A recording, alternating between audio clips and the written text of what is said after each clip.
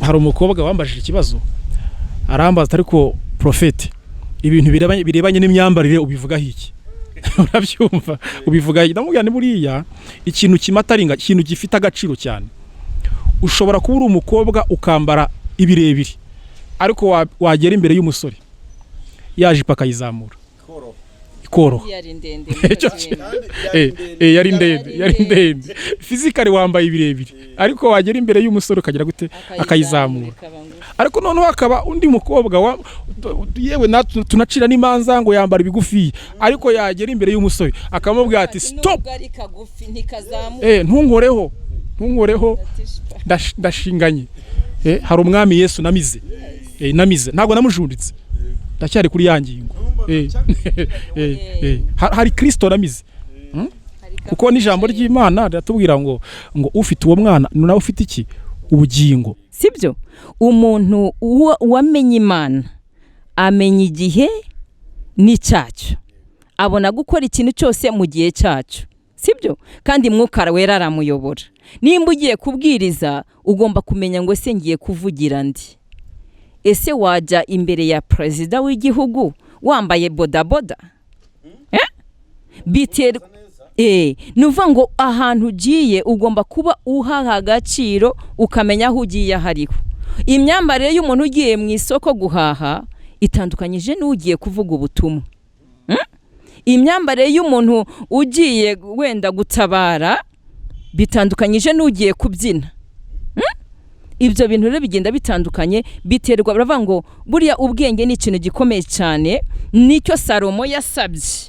nuvuga ngo umuntu ufite ubwenge amenya igihe agiye gukoreramo ikintu n'ahantu agiye kujya mbega ubwenge buramuyobora kubera ko twabonye ko n'abakozi b'Imana iyo Imana iguhaye impano niguha ubwenge ibintu birapfa iri jambo ndongera ndisubiremo uryumve neza mu bihe ubona ko bidasanzwe niho Yesu Kristo ajya abasha gukoreramwo ibidasanzwe muri ibi bihe ubona ko hari COVID-19 iteye abantu bose ku isi ubwoba nahoze mbwira abantu kandi babwira ngo hari umuntu umwe utambaye agapfukamunwa wari umuzi ni Yesu Kristo aba president bakomeye bose bakomeye ba Barack Obama ba Trump umugabo kancokoje kandi nari insoje ikiganiro Yesu we abandi bose bambaye udupfukamunwa Yesu nta gapfukamunwa yambaye bose isi itinya bose bageze ku rwego bagomba kwambara mask agapfukamunwa n'utakambaye abayisha amategeko yashyizweho ariko hari umuntu umwe utambara agapfukamunwa uwo nguwo ni wa wundi urabyumva Saduraka Meshaka Bedenego bamaze kubata mu itanura ry'umuriro bari benyegeje inshuro 7 ngo babonyemwo undi muntu wa kane ni utakambaye uwo wa kane ari kumwe n'abantu bamwiringiye muri COVID uwo wa kane wabonetse yavuze Pastor Bosco ko atambaye agapfukamunwa ahagararanye n'abantu biringiye Imana muri COVID ntabwo mu byukuri ubundi ibihe bya COVID byagiye bitwigisha ibintu byinshi bitandukanye naho iki kintu ndakigarukaho mu bihe ubona ko bidasanzwe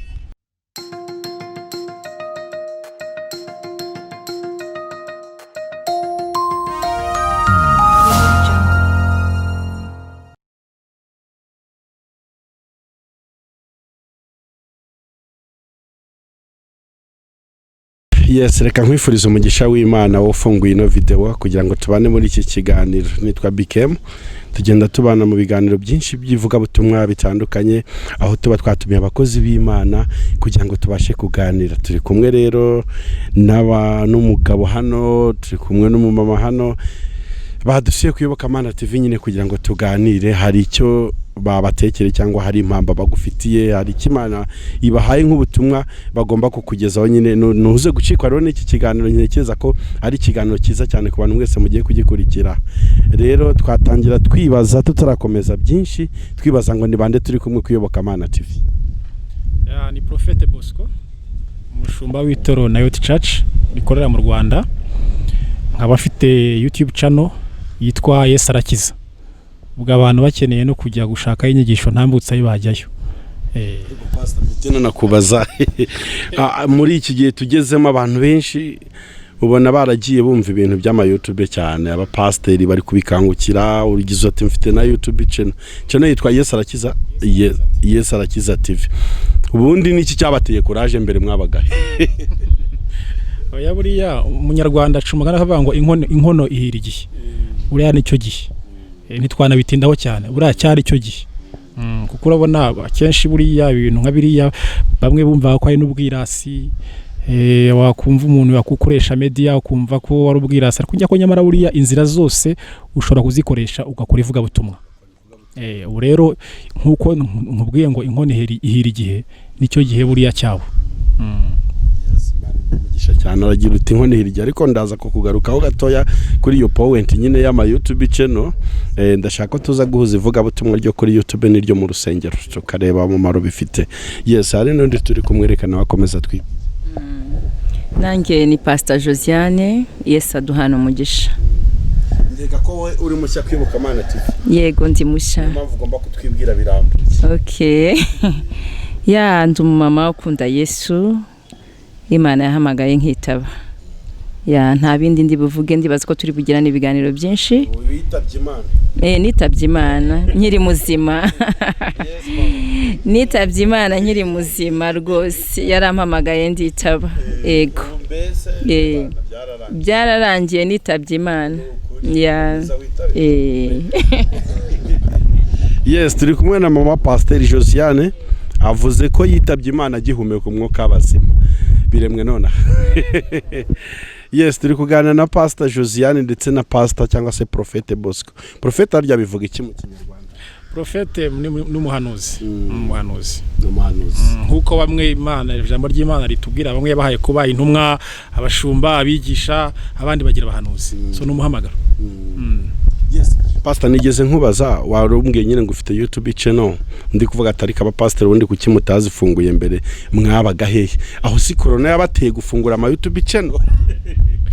Oya, ntabwo ari covid. Je natangiye nkubwira nabubwira nti buriya inkono ihira igihe. Kandi burya igihe kigeze, Imana iguha ibitekerezo. Iguha ibitekerezo kaguha n'ubwenge bw'icyo kintu ugiye gukora. Kuvuga ngo rero cyari cyo gihe, kuko na mbere ya covid ndabizi nk'iyobokamana se ntiyari hari. Iyobokamana yari hari, uko ndayifollowinga cyane, nkunda kuyikurikirana. Rero ni igihe cyari kigeze cy'Imana kuba twacisha ivuga butumwa hariya ku ma YouTube channel. Niyo mpamvu nagize igitekerezo cyo kuba nakora iyo YouTube channel yitwa Yes Arakiza TV. Banajyeho rwose, banajyeho bagende bakore subscribe nta kibitwaye.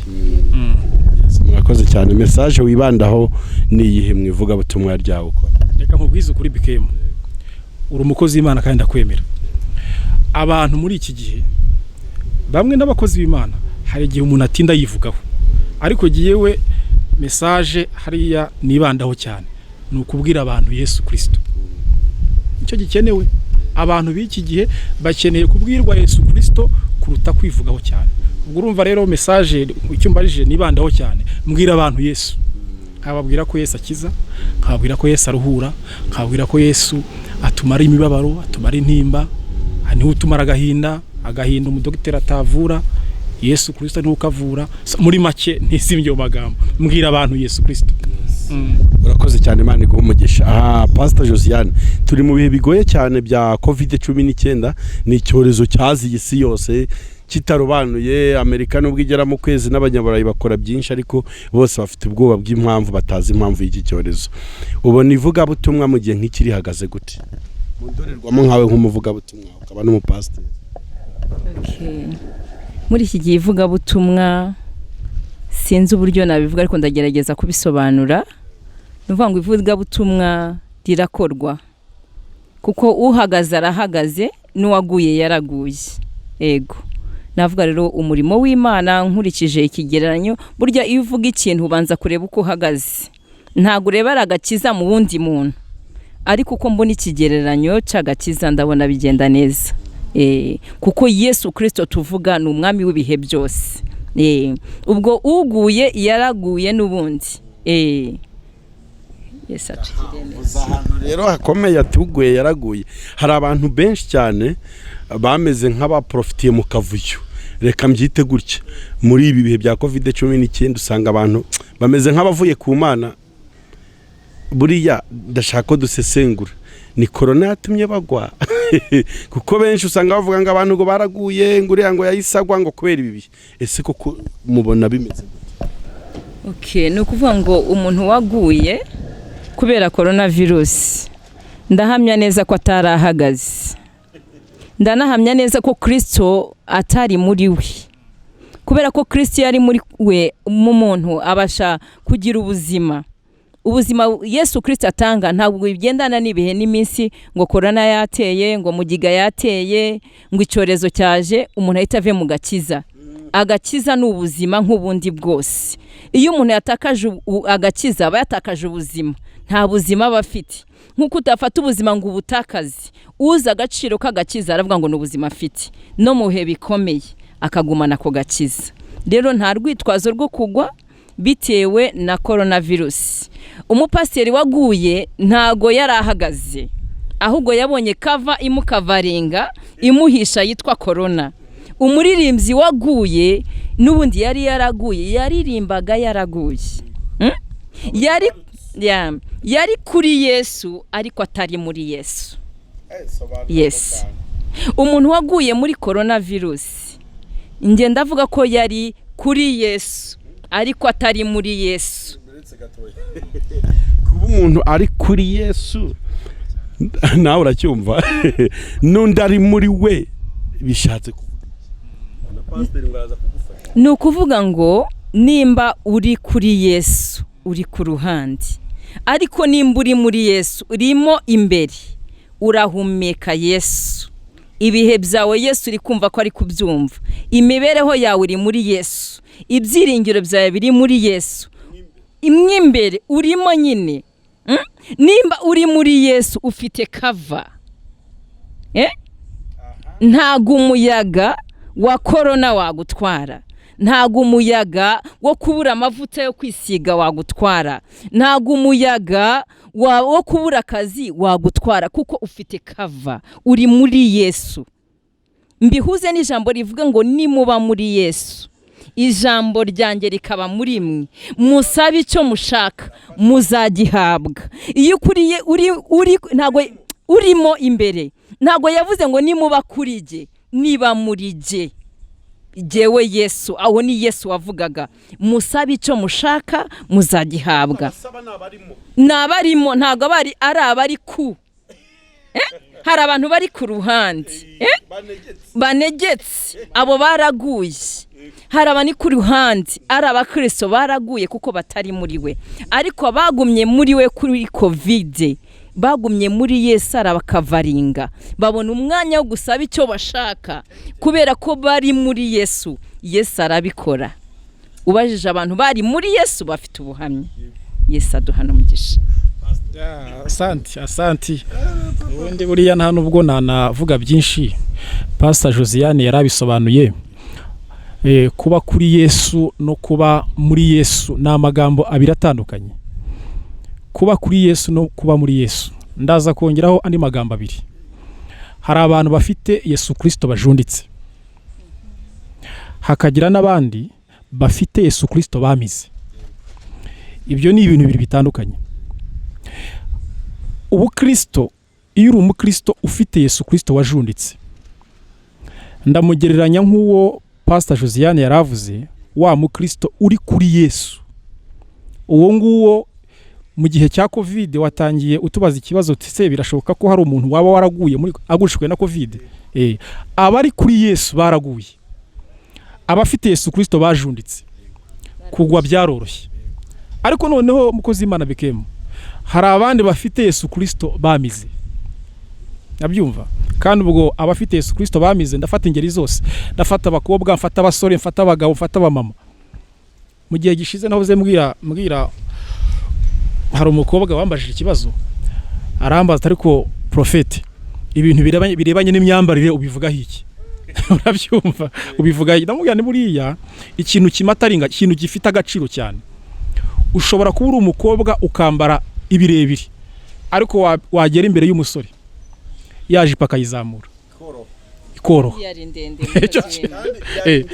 ndende yari ndende physically wambaye birebire ariko wagera imbere y'umusore ukagira gute akayizamura ariko noneho akaba undi mukobwa yewe tunacira n'imanza ngo yambara ibigufi ariko yagera imbere y'umusore akamubwira ati stop ntunkoreho ndashinganye hari umwami Yesu namize ntabwo namujunditse ndacyari kuri yangingo hari Kristo namize kuko n'ijambo ry'Imana riratubwira ngo ufite uwo mwana nawe ufite iki ubugingo ariko utamufite nta bugingo agize gute afite rero abakobwa bafite uwo mwana mvuga nta wundi ni Yesu Kristo no mu bihe bya COVID ntibatinya no mu bihe bya COVID ntabwo bajya kugurisha imibiri yabo ngo umukobwa uretse kumbwira ngo yagiye kwishingira ngo kubera nyine corona ni umukobwa wari umurokore arambwira ati ngiye icyatumye njya kwishingira ati nabuze unshingira ati na COVID-19 byose amakwe ntiyemewe ati kandi sheri wanjye yari yankaniye ambwira ko nyine nitutabana gutyo basi birangira mbona ntazabura umugabo ndavuga ati reka ngere kuko nabuze unshingira watangiye message ku wo muntu cyangwa abandi bameze nk'aho bashaka kugana iyo nzi kubera ibihe turimo. Okay, uyu muntu wishingiye kubera corona ntago ari corona yatumye yishingira. Icyambere muri we nta n'ibyiringiro yari afite ko yakora mariage. Iyo aza kugira intego menya kwanza ngo nukubera iki yishingire. Principe yari afite mu buzima bwe niyo ya platitse. Nubundi muri we mariage cyangwa kubahisha ababyeyi bagasaba bagakwa ntago yabihaga agaciro. Ntango yari afite principe kugira ngo yubahishe Imana ku bwa mariage yiwe. Ahubwo yagize amahirwe avuga ati Imana ishimwe corona iraje. Noneho intego yanjye reka nisangira umugabo. Corona rero ntago yagukura ku cemezo cyawe wari ufite kubera corona. Kuko twabonye n'abandi barindiriye iminsi irarangira yo kuguma mu rugo. Bemerwa gushingirwa nubwo abantu bari bake ariko bakora mariage. Barihanganye. Reka mvuga ngo nta nisezerano wenda rya mariage yari afite. Tandukanye abo bantu. Hari abantu bagenda gutya mu kigare nta sezerano bafite ry'Imana. Uwo nguwo rero nawe nta sezerano rya mariage yari afite. Kuko yaba rifite yari kurigumamo. Akavuga ngo corona ndarindire n'Imana itegeka ibihe corona izarangira singira icyo Kristo yamfatiye. Rero uwo wishingiye ntago yari arindiriye kuko nta kintu Kristo yari amufatiye. Aca rero mu idirisha arangira avuga ati ntabyo guca mu muryango. Yaciye y'ubusama. Bigaragare navuga ngo nta no kwihangana ko ari muri we. Yes, aduha umugisha twese twari turi kuvuga ijambo bita kuba kuri Yesu no kuba muri we dusanze ko biratandukanye ni ibintu bitandukanye. Twamaze kubona ko abari kuri Yesu n'abafite Yesu Kristo bajunditse. Baramujunditse mu gihe cy'ibibazo bamucira kumucira biroroshye. Uvuga ngo niba haje umuraba runaka uwo muraba kubashyira ku ruhande biroroshye. Ariko abafite Yesu Kristo bamize niba abandi bari muri Kristo Yesu. N'ijambo ry'Imana riravuga ngo abari muri Kristo Yesu abarimo nta niteka bazagira gute bazacirwaho. Ariko ntabwo ijambo ry'Imana rivuga ngo nabari kuri Kristo nabari muri Kristo. Jehova Jire ira korari yaririmbye indirimbo iravuga ngo niba uri muri Yesu neza gumamo.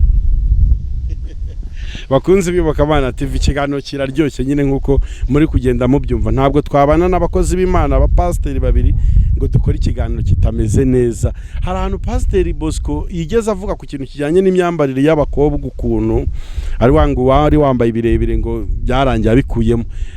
Ndabaza Pastor Josiane wenda ari ikibazo kirakureba cyane. Kwambara k'umukobwa cyangwa ku muntu w'igitsina gore bifitanye isano n'agakiza? Okay, nkurikije wenda ubumenyi mfite ntaho bihuriye n'agakiza. Wenda ntago ari cyo kiganiro twaganiriye, ni nka hahandi bavuga ngo impano n'agakiza nabyo biratandukanye. Imyambarire n'agakiza rero biratandukanye. Impano n'agakiza bitandukanye. impano n'agakiza biratandukanye. Impano ni nka gift Imana iguha, ariko agakiza ni ubugingo, ni ubuzima. Ni ubuzima agakiza. Ariko noneho gift ushobora kuyishyira hasi, ushobora kuyiha umuntu, ushobora kuyikoresha neza, ushobora kuyikoresha nabi uko wayihawe, kandi iyo uhawe ubuhawe. Bivuga ngo umuntu ashobora gusengera umuntu wenda wari urwaye agakira, ariko umuntu ari umunyabyaha. Ushobora no kuva gusambana warangiza ukagenda ugakora igitangaza, kuko ikintu uhagaze mu cyo bita impano, uri gukoresha gift yawe. Nimba nguhaye imodoka, wayikoresha ujya gusenga, wayikoresha ugiye muri hoteli gusambana, wayikoresha ugiye ku bapfumu. Iyo ni gift y'imodoka naguhaye. Impano wayikoresha urya abantu amafaranga ubesikoroka, wanayikoresha uvuga Imana neza.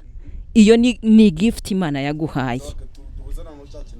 Imyambarire rero n'agakiza cyane, ni nabo benshi. Yego, burya kanze nkubwe nabyo birahari. Nuvuga ngo biterwa na principe y'uwambaye uwo mwenda. Twibuke yuko Imana ikoresha abantu na Satani ikoresha abantu. Ku muntu wambaye umwenda biterwa na principe afite. Nimba wambaye umwenda mugufiya kugira ngo ujye kugusha abagabo, ntago ari wa mwenda uri bugusha abagabo, ahubwo imbaraga zikurimo ziherekeje uwo mwambaro nizo zikora igikorwa cyo kugusha abagabo. Yes, turi kuganira kandi tugomba gukora ikiganiro gikura abantu mu rujijo, kuko turi kwigisha agakiza kukuri. Aha ugize ngo wambara bitewe na principe, se nshobora kwibaza, hari umukobwa ushobora kwambara ibintu bigufiya afite principe yo kujya kubwiriza ubutumwa? Oya, ntabwo bishoboka, kubera yuko baravuga ngo abayoborwa n'Imana n'umwuka wera nibo bana b'Imana, sibyo? Umuntu wamenye Imana amenya igihe n'icyacyo, abona gukora ikintu cyose mu gihe cyacyo, sibyo? Kandi mwuka wera aramuyobora. Nimba ugiye kubwiriza, ugomba kumenya ngo ese ngiye kuvugira ndi. Ese wajya imbere ya perezida w'igihugu wambaye bodaboda? Nuvuga ngo ahantu ugiye ugomba kuba uhaha agaciro, ukamenya aho ugiye hariho. Imyambarire y'umuntu ugiye mu isoko guhaha itandukanyije n'ugiye kuvuga ubutumwa. Imyambarire y'umuntu ugiye wenda gutabara bitandukanyije n'ugiye kubyina. Ibyo bintu rero bigenda bitandukanye, biterwa. Baravuga ngo buriya ubwenge ni ikintu gikomeye cyane, nicyo Salomo yasabye. Nuvuga ngo umuntu ufite ubwenge amenya igihe agiye gukoreramo ikintu n'ahantu agiye kujya, mbega ubwenge buramuyobora. Kubera ko twabonye ko n'abakozi b'Imana, iyo Imana iguhaye impano ntiguha ubwenge, ibintu birapfa. No mu myambarire rero bisaba kumenya ngo si uyu mwambaro mwambaye ngiye he. Ibyo byose bigenda bikonta mu buzima bw'umuntu. Yego. Urakoze cyane mukozi Imana Bikemu. Urimo uratubaza ibibazo byiza, kandi ntekereza yuko hari benshi uri kubariza badukurikiranye hano kuyoboka Imana TV. Hari ikintu bigeze kugarukaho, uravuga uti turahuza gute agakiza tugahuze n'impano. Iki kintu gikwiriye kuba kiriya kigasobanuka neza. Satani ntarwanya impano z'umwuka wera, ahubwo Satani arwanya agakiza. Kagakiza nizo za mbuto. Ikintu cyumvikana neza, Satani ntarwanya impano z'umwuka wera, ahubwo Satani arwanya imbuto z'umwuka wera. Kandi imbuto z'umwuka wera niko gakiza. Satani yakurekera kuririmba, uri umuririmbyi wa gospel, uririmba neza, ufite ijwi ryiza, abantu bakomera amashyi, arakakubuza gukora ibyo waririmbaga. Satani yakurekera kuba uri umuhanuzi, uri profete, uhanura rwose buri kantu kose ukerekwa, ariko akakubuza gukora ibyo wahanuye. Satani yakurekera kuba umuvuga butumwa w'umusitari, bakomera amashyi kwavuga profete boss ko nari biki hanze, sibyo, ku social media ukabuzwi, ariko ibikorwa byawe bitagaragaza ubumana. Ikintu cyumvikana neza, Satani ntarwanya impano z'umwuka wera, ahubwo Satani arwanya imbuto z'umwuka wera. Niyo mpamvu ijambo ry'Imana mukozi Imana Bikemu riravuga ngo muri icyo gihe abantu ngo bazabwira Imana ngo twahanuye mu izina ryawe, twaririmbye mu izina ryawe, twakoze umurimo wawe mu izina ryawe, ariko Imana ibabwire ngo nimwumve imbere mwabivume mwe sinigeze kubamenya, kuko agaciro si impano, aba agaciro ni iki? Ni imbuto z'umwuka wera. Hanyuma rero tugeze ku kintu cy'imyambarire yarakigarutseho Pastor Josiane. Iyo dusobanura ibintu dutanga n'ingero zifatika nibwo byumvikana neza. Hari umukristo wanjye mu itorero, n'umwana w'umukobwa, ntabwo ndi buvuga izina, sibyo? Urabyumva? Icyabaye ni iki? Yinjiye mu rusengero, yinjiye mu iteraniro. Muri icyo gihe hari abadiyakoni ba protokoli bari ku muryango. Mu by'ukuri nibwo bwa mbere yari yinjiye mu rusengero. Umurimo yakoraga, umurimo yabagamo, kankoreshe iyi mvugo nubwo ntakunda kuyikoresha, yakoraga ibintu by'uburaya, sibyo? Ariko uyu munsi ni umukristo muzima, yarahindutse. Yinjiye mu rusengero, cyabaye niki? Yari yambaye akajipo kagera ahangaha. Abadiyakoni bamusamira hejuru bati toka toka toka toka toka toka Satani, ntiwinjire mu rusengero. So ngira Imana mba nabibonye, nahise ndambika microphone hasi, ndagenda njya ku rugi ndamwihamagarira, yinjira mu rusengero. Message natambukije, nta na rimwe nigeze mbwira uriya mwana w'umukobwa ngo ujye wambara ibigufiye, ujye wambara ibirebire, sibyo? Turi kugira cy'imyambarire. Uko nakomeje kugenda mbwiriza, uko nakomeje kugenda nigisha, umukobwa nkabona agenda amanura. Urabyumva? Ijipo yageraga ahangaha, rimwe nkabona yongereyeho akandi gatoya. Urabyumva? Nyuma y'amezi 2 mbona agenda amanura, indi agenda amanura kugeza ku kigero umukobwa atangira kumva ko mu nzu y'Imana arahera. Nta muntu wigeze umubwira ngo jya wambara ijipo ndende, yageze. Ikintu cy'imyambarire rero abantu bajya bakivuga ibintu byinshi bitandukanye, ugaca imanza ngo uyu mukobwa yambara n'abarangusha. Reka tureke abantu Imana ibagenderere. Uhagaze n'ubundi myambarire gusha umuntu uhagaze aba ahagaze. Ntabwo imyambarire ishobora kukugusha, kugira ngo ikugushe n'ubundi uba waraguye. Rega hari ukuntu umuntu agwa mu ibanga, noneho ukagwa mu ibanga kugira ngo uzagushwe n'umukobwa. Urugero ushaka kuvuga ngo umukobwa yambaye nabi, arangushije, yambaye mini, ukavuga ngo yakugushije. Icyambere kwanza ayo maso yawe wamuhaye, wamuhereye icy'umwanya, uzarikuramo. Ni gute wafashe umwanya iminota 30 uri kureba ku muntu? Amaso abereye kureba, ariko reba iby'agaciro bigufitiye akamaro. Kuki ureba umukobwa kugeza ubwo uri bugwe? Urumva udafite ikibazo mu bugingo? Ufite ikibazo mu bugingo. Kandi ikindi cya kabiri, reka nguhe urugero. Kera nkikizwa, nakijwe mfite imyaka 16. Nibwo nagiye mu mazi menshi, nambaraga kamini rwose. Nari umuririmbyi ariko nambaraga kamini, numvaga uwo mwenda nkukunze, nari umwana. Ariko ngeze mu myaka 18, 19, rimwe ndodeshaga costume keza, shiraho agakoti na kamini. Ndenze mu rugo, nari ntangiye kujya mvugana n'umwuka wera. Numva ijwi rimbwira ngo iyo wambaye akenda kameze gutyo, urumva mukozi w'Imana, iyo wambaye agakenda kameze gutyo uba uri gukurura abadayimoni inyuma yawe. Iryo jwi nararyumvise, nsubira mu rugo mpindura imyenda. Nje kuko ngo nta muntu ushobora guhindura undi muntu uretse mwuka wera. Iyo wamajije kwakira Yesu Kristo, ukakira nk'umwami n'umucunguzi, atangira kuyobora ubuzima bwawe, akabuha icyerekezo. Tureka abantu binjire muri Yesu Kristo, bamwakire, mwuka wera abaha icyerekezo. Icyo gihe Imana yampaye icyerekezo, kandi kuko narahitaga buri wese akavuga ngo dore amaguru ya mukobwa ni meza, iki nabadayimoni nari ndi kwikururira. Mwuka wera arabimbwira, ariko iyo undi muntu abimbwira. Yes. Ariko icyo gihe iyo haza kugira undi muntu mbuza ngo reka iyo mini, ni kuvuga ko mbangamiye. Numvaga ntacyo bintwaye, numvaga nambaye neza, bitewe n'imyaka yanjye na maturite yanjye. Ariko kuko Mwuka Wera narakiriye Yesu Kristo nk'umwami n'umucunguzi, nkamubwira ngo nkeneye kunyobora, yaje kunyibirira nyereka yuko kugenda nambaye ubusa, reka mbyita ubusa kuko hari akamini cyane ka pati imwe, irambwira turi gukurura abadayimoni. Uwo mwenda asubira mu rugo nkuramo, n'amagingo ayo ngayo Imana inyigisha kwambara neza. Nambara neza kugeza muri iyi myaka. Nuvuga ngo iyo uri muri Yesu rero neza, utari kuri Yesu nkuko twatangiye, Kristo aguha icyerekezo cy'ubuzima, Kristo aguha ubwenge bw'uburyo ugomba kwitwararika.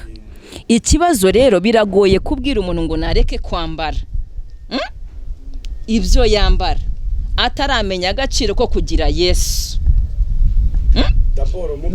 Mubwirize, umubwire Imana gusa. Twege dutera imbuto ariko uzikuza ni Kristo. Ya mbuto wateye Kristo azayuhirira ayikuze. Nimara gukura izameranya imbuto igomba kwera. Ariko muri iki gihe ntago imbuto zihari. Binagoye kubwira umuntu ngo ihane, reka imyambaro wambara, nta mbuto z'agakiza yakubonyeho. Banza umenye ngo kwanza uyu mukristo yabwirijwe iyihe nyigisho. Ese yabwirijwe ko Imana itanga amazu gusa, cyangwa yabwirijwe ko Kristo ari umwami w'abami mu bugingo bwe? Banza umenye ngo uyu muntu yanyweye kuyahe mata, na amajagano cyangwa na amata mazima. Iyo umuntu anyweye amata mazima agira ubuzima bwiza. Iyo umuntu yahawe ijambo rizima ritanga ubugingo, umuntu abasha guhinduka. Rero tureke tubibe ijambo ry'Imana rizima ry'umwimerere, iryo jambo niryo rizahindura abantu. Abantu ntago bahindurwa n'amasengesho, abantu ntago bahindurwa no kuririmba, abantu ntibahindurwa n'ubuhanuzi, ahubwo ijambo ry'Imana iyo rigwiriye mu muntu rigenda ritandukanye ikibi n'ikiza. Umva uko ijambo ry'Imana rivuga ngo ni inkota ityaye ubugi bwombi, ibasha gutandukanya ikibi n'ikiza. Nimba kwambara nabi ku muntu wizeye Imana ari ikintu kibi, Yesu Kristo ari ryo jambo araza atandukanye ikibi n'ikiza mu buzima bwe. Yesu atugirire neza. Imana iguha umugisha cyane n'ukuri. Yes, twari tuvuga nyine ku icyo kintu cy'imyambarire, ariko nabwo ndashaka ko duhugura n'abantu. Hari abantu Yesu cyangwa bari kuri Yesu. Urakoze cyane, tujye no kwinjira nyine mu ijambo ry'Imana. Ariko gato tukiri guhugura abo bantu rero, tukiri kuvuga abantu ku kintu kijyanye n'imyambarire, sibyo? Nabwo hari abantu abanyantege nkeya bambara nabi, kuko nimba habaho kwambara neza habaho no kwambara nabi, sibyo? None ryari twavuga ko umuntu yambaye nabi? Pastor, igihe cyose burya umuntu yambaye nabi arabimenya. Ahubwo nibaza ko nkatwereka mvuge mu rwego rw'abashumba cyangwa abakozi b'Imana, twe turi hano nk'abakozi b'Imana, nuvuga ngo ni inshingano zacu kurera no gutoza, tukareka kuba busy, tugatoza abo turi kugira gute kwigisha. Ndibuka umunsi umwe nari ndi mu rusengero, umwana ajya ku ruhimbi yambaye ubusa, mbibona. Ntago nari nyoboye iryo rusengero, nari umukozi w'Imana mu rusengero. Iteraniro rirangiye ndamubwira nti ngwino nkubwire, wambaye nabi ariko ntago biri kuguhesha icyubahiro. Abantu bari kubona amataye yawe, bari kubona amaribori, kandi ndagukunda, ndashaka ko uzagira ubukwe bwiza tugakenyera. Hari ahantu ni ahantu umuntu wese aba kureba kandi akubona nk'umumarayika kukuririmba. Birakwiriye ko wajya wenda umanura gatoya ukagera munsi y'amavi gato. Umwana yarabyumvise kandi yisubiraho. Burya n'ujya gucyaha umuntu, mucyahe mu rukundo, mwereke ikintu kimufitiye akamaro kwanza. Wifata umuntu nk'umupagani. Igihe cyose weretse ko umuntu ari umupagani, aravuga ati n'ubundi nawe itavuga ati ndi umupagani ndakora ibya gipagani. Kandi ikindi cya kabiri, abantu tuyoboye amatero cyangwa turi abashumba n'abashumba b'intama, tugomba kuba exemplaire. hari umuntu wambara ubusa kuko yabonye ko umushumba we nawe ajya ku rusengero yambaye ubusa, akavuga itorero ryacu ni abasitari twiyambarira uko tushatse. Icyo gihe rero ntabwo azambara neza, biragoye, nanamuhugura azabihera hese kandi nawe yambaye ubusa pastor. Amavuta ahera ku mutwe akamanuka hasi ku musozo. Urumva rero dufite inshingano zikomeye nk'ababyeyi, dufite inshingano zikomeye nk'abakozi b'Imana bo kurera intama Kristo yaduhaye kandi tutanga urugero, kuko icyo umuntu abiba nicyo asarura. Pastor, nimba nambaye mini ya patimi, umukristo azagaragaza ikariso cyangwa ze yambaye isutiye gusa, icyo gihe se nzamubwira ngo ni umunyabyaha? Niyo mavuta ari kurererwamo, nizo mbuto namushizemo. Niyo mpamvu nagaruka mvuga ngo tuvuge ijambo ry'umwimerere rihindure abantu. Twebwe turashaka kubwiriza abantu 100%, nitwereke iby'ubwami. Ubugingo bw'iteka bugira principe bugenderaho, harimo n'ibyo byose n'imyambarire n'imbuto z'umwuka wera n'imyifatire, ariko ibyo byose bimenywa n'umuntu warangije kubwirizwa Yesu akamwakira. Yesu Kristo ashaka Petero ari kuroba, ntago ako kanya yamubwiye ngo reka kuroba. Yaramuhamagaye, amuhamagara n'inkota ye ayifite, n'inkota ye yari ayifite. Petero aramuhamagara, aramubwira ngo nkurikira. Bagendanye na Yesu igihe kinini afite inkota ye, yaje kumwigisha ko inkota ifite akamaro kabi. Umunsi yarayikatishije umuntu, ariko yagendanye na Yesu igihe kinini kandi amukunda, azi neza ko yibitseho inkota, ariko kubw'ijambo yamwigishije nyuma ryahise rimuhindura. Rero pastor, kwa tugiye kwinjira mu ijambo ry'Imana, duhuze ibyo turi kuvugana Bibiliya. Murakoze cyane umukozi w'Imana Bikemu. Ndashaka gukora agashoti summary, ndashaka gukora akaresume kuri ibi bintu tuvuze, tubihuze n'ijambo ry'Imana, kuko hariho n'abantu bajya babona tudasoma ibyanditswe bakagira ngo ahari twavuze ibitekerezo byacu, twakoresheje ubwenge bwacu gusa. Ariko mu by'ukuri mbere yuko nsoma iri jambo dusanga mu gitabo cy'Abaroma ibice 12 duhere ku murongo waho wa mbere, iyi chapter yose arabisobanura. Umukozi w'Imana Bikemu, abantu bakwiriye kwiga gutinya Imana aho gutinya amaso y'abantu.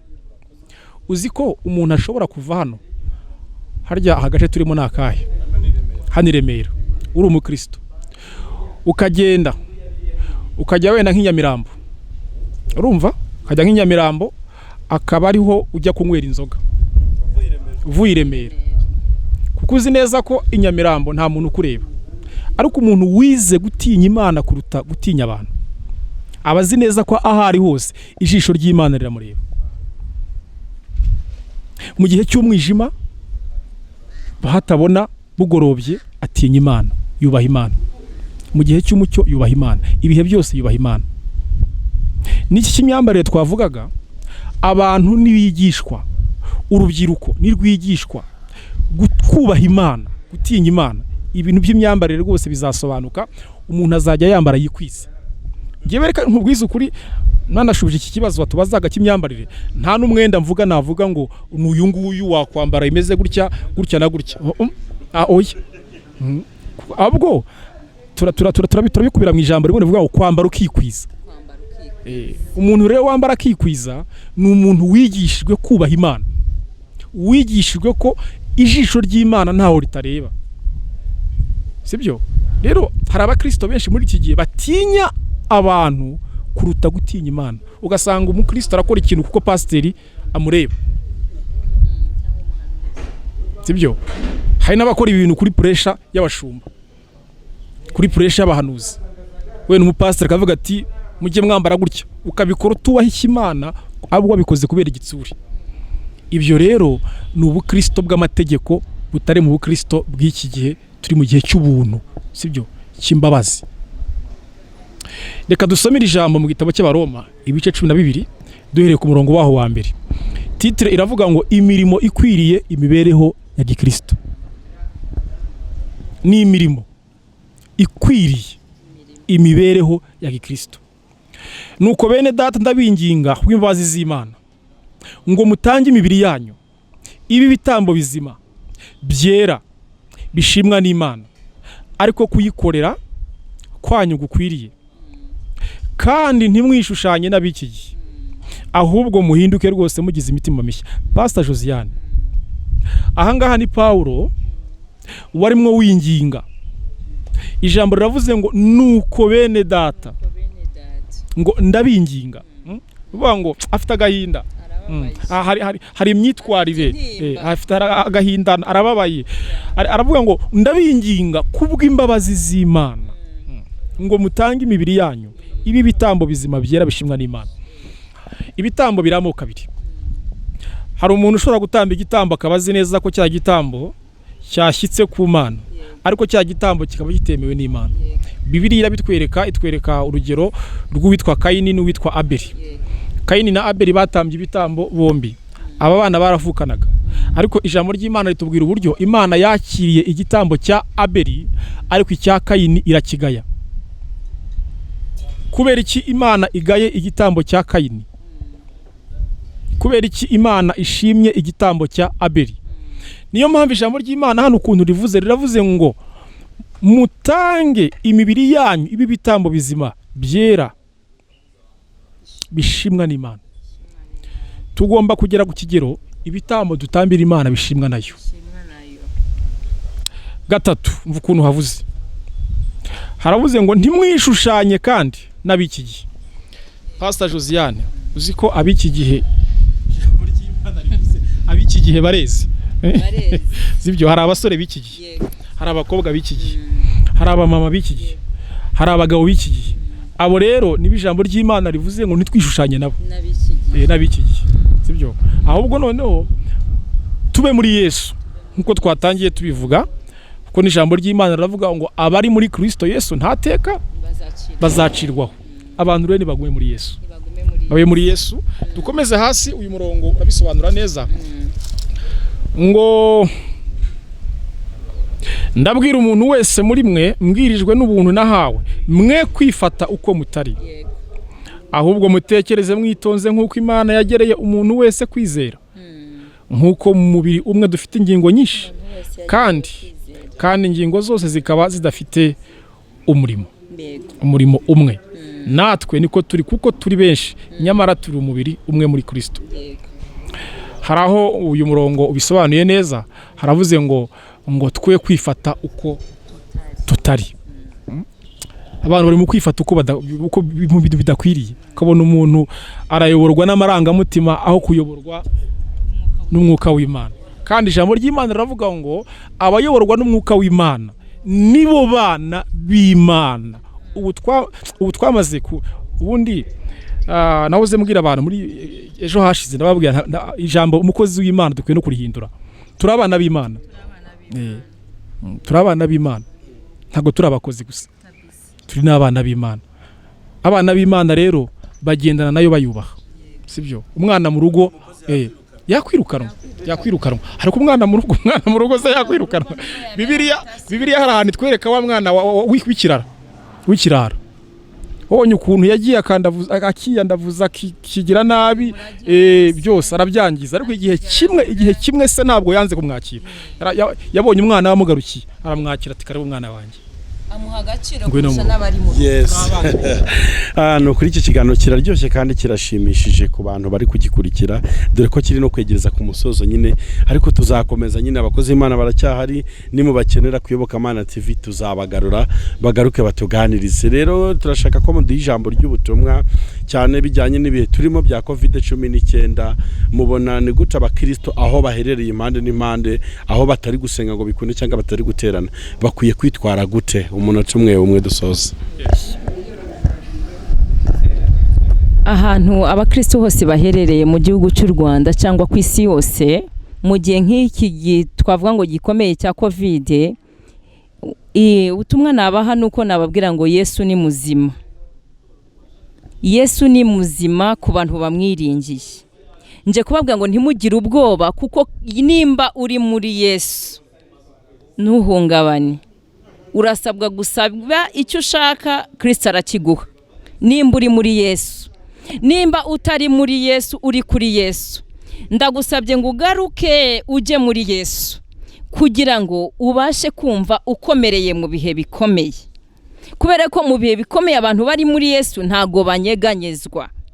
Nsubire muri cya cyanditswe navuze ntangira, Imana ipuratika ijambo rivuga ngo abiringiye Uwiteka bameze nk'umusozi wa Sayuni utagomba kunyeganyezwa, ahubwo uhora uhamye kuva nonaha kugera iteka ryose. Korona yaza, mugiga zaza, ibikomeye byaza, uwo muntu wiringiye Uwiteka ngo ameze nk'umusozi wa Sayuni. Nje kubabwira ngo abari muri Yesu nimuhumure, nimukomere, nimukomeze mwiringira Imana, ntimunyeganyezwa n'ibi bihe, muravamo nta n'umwotsi ubanutseho. Ariko abari kuri Yesu nimuze muri Yesu.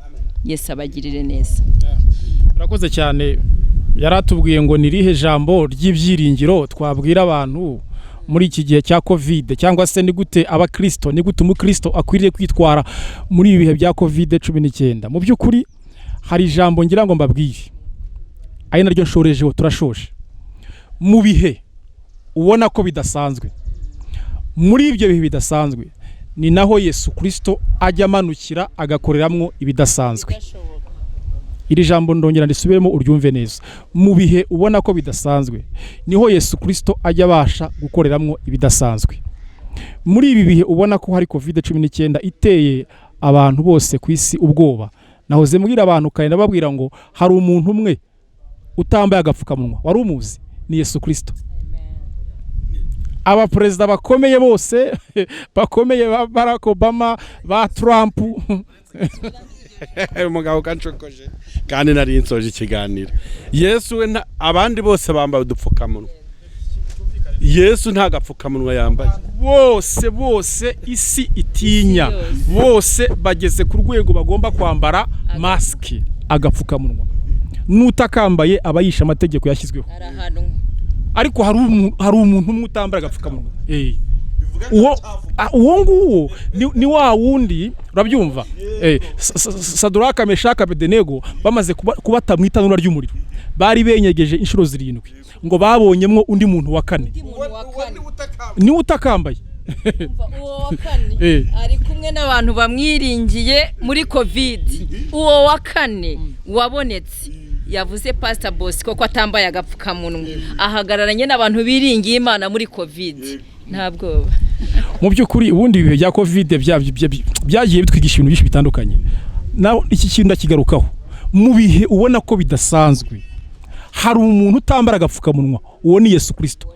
Ajya amanuka muri ibyo bihe agakorera nk'ibidasanzwe. Yarabikoze kuri oya ntatinya corona, oya ntatinya COVID, kuko yarabikoze. Yinjiye no mu itanura ry'umuriro, asangamo Saduraka, asangamo Meshake, asangamo Abedenego. Ngo umwami ngo ndafashijwe, tumva ngiye guhanura. Uzi cyabaye? Ngo umwami ngo yitegereje ngo mu itanura ry'umuriro, ngo arebye ngo akajya abonamwo umuntu wa kane, ngo ariko ngo ishusho yari afite ngo si y'umuntu, ngo ni y'umwana w'Imana. Haleluya. Uwo muntu wa kane rero azaryari, uyazaryari aza muri cya gihitanura baryenyegeje. Bikomeye. Uyu utambara agapfukamunwa, uyu ni Yesu Kristo mvuga, kuko ijambo ravuga ngo ufite uwo mwana nawe ufite ubugingo. Haleluya. Twaravuze ngo abantu nibizere Yesu. Twabwira abantu ngo bakizwe ntibabyumve, ariko iyi COVID yaringanije abantu. Ari abakomeye ari naboroheje, bose bambaye mask, ariko Yesu Kristo nta mask yambaye. Isi ikeneye Yesu. Abitwa ko bakomeye bakeneye Yesu Kristo. Niwe ujya umanuka agakora ibidasanzwe mu bihe ubona ko bidasanzwe. So ndashoje. Imana bahereza umugisha, Imana ibagirire neza. Twari hano kuyoboka Imana TV. Twishimiye ubutumire bwanyu mukozi w'Imana, kandi n'ubutaha tuzagaruka tubwire abantu Yesu Kristo kuko baramukeneye. Reka dusenga Imana. Reka nsabe Pastor Josiane asenge. Data, turagushimye, tuguhaye icyubahiro, tugushimiye iyi TV Uwiteka mwami washyizeho kugira ngo abantu bamenye ukuri kwawe ni kurangiza kubabohore. Nguhaye icyubahiro Kristo. Sengeye buri wese uri bubone kino kiganiro, reka ineza yawe igaragare ku buzima bwe. Reka Uwiteka Mana ubahe gukomerera mu minsi mibi. Abari muri Kristo tuberekejeho imbaraga z'amasengesho. Reka wongeze kubakomeza, reka wongere kubiyereka, babone ineza yawe Kristo. Abatarakumenya, abataragusobanukirwa, abari kuri wowe bari ku ruhande, bari gutwarwa n'imiraba n'imiyaga, turasenze Uwiteka Mwami, nk'uko imbaraga zidukoreramo zingana, twohereje imbaraga z'Imana zibahindura, twohereje imbaraga z'Imana zibatereka ku rufatiro kubw'icubahiro cyawe Kristo. Habwa icubahiro kuko uri Imana, izina ryawe nirishyirwe hejuru mu izina rya Yesu, amen.